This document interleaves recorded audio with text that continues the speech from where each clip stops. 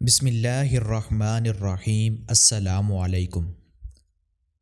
روزانہ اسلامی ویڈیوز سننے کے لیے اس چینل کو سبسکرائب کر دیں۔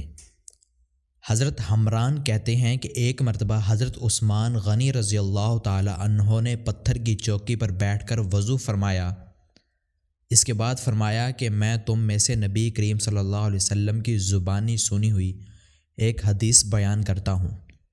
اگر کتاب اللہ میں ایک آیت جو کتمان علم کی مذمت پر مشتمل ہے نہ ہوتی تو میں تم سے یہ حدیث کبھی بیان نہ کرتا کہ جناب رسول اکرم صلی اللہ علیہ وسلم نے ارشاد فرمایا، جو شخص وضو کرے اور خوب اچھی طرح کرے پھر مسجد میں داخل ہو کر نماز پڑھے تو اگلی نماز پڑھنے تک اس کے سارے گناہ معاف ہو جائیں گے۔ سعید بن مصعب رضی اللہ تعالی عنہ فرماتے ہیں کہ ایک مرتبہ حضرت عثمان غنی رضی اللہ تعالی عنہ حج کے ارادے سے نکلے۔ جب راستے کا کچھ حصہ طے کر چکے تو کسی نے حضرت علی رضی اللہ تعالی عنہ سے جا کر کہا کہ حضرت عثمان رضی اللہ تعالی عنہ نے حج تمتع سے منع کیا ہے۔ یہ سن کر حضرت علی رضی اللہ تعالی عنہ نے اپنے ساتھیوں سے فرمایا، جب وہ روانہ ہوں تو تم بھی کوچ کرو۔ چنانچہ حضرت علی رضی اللہ تعالی عنہ اور ان کے ساتھیوں نے عمرے کا احرام باندھا۔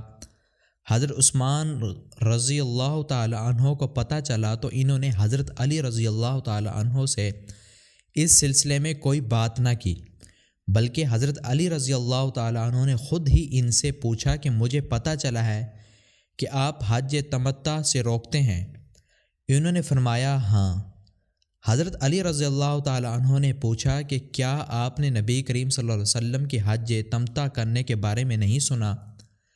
انہوں نے فرمایا کیوں نہیں؟ حضرت عثمان غنی رضی اللہ تعالی عنہ سے مروی ہے کہ جناب رسول اکرم صلی اللہ علیہ وسلم نے ارشاد فرمایا، جو شخص نماز عشاء اور نماز فجر جماعت کے ساتھ پڑھ لے تو یہ ایسے ہے جیسے ساری رات قیام کرنا، اور ایک روایت میں اس طرح ہے کہ جو شخص عشاء کی نماز جماعت کے ساتھ پڑھ لے تو یہ ایسے ہے جیسے نصف رات قیام کرنا، اور جو شخص فجر کی نماز بھی جماعت کے ساتھ پڑھ لے تو یہ ساری رات قیام کرنے کی طرح ہے۔ مزید اس طرح کی اسلامی ویڈیوز سننے کے لیے اس چینل کو سبسکرائب کر دیں۔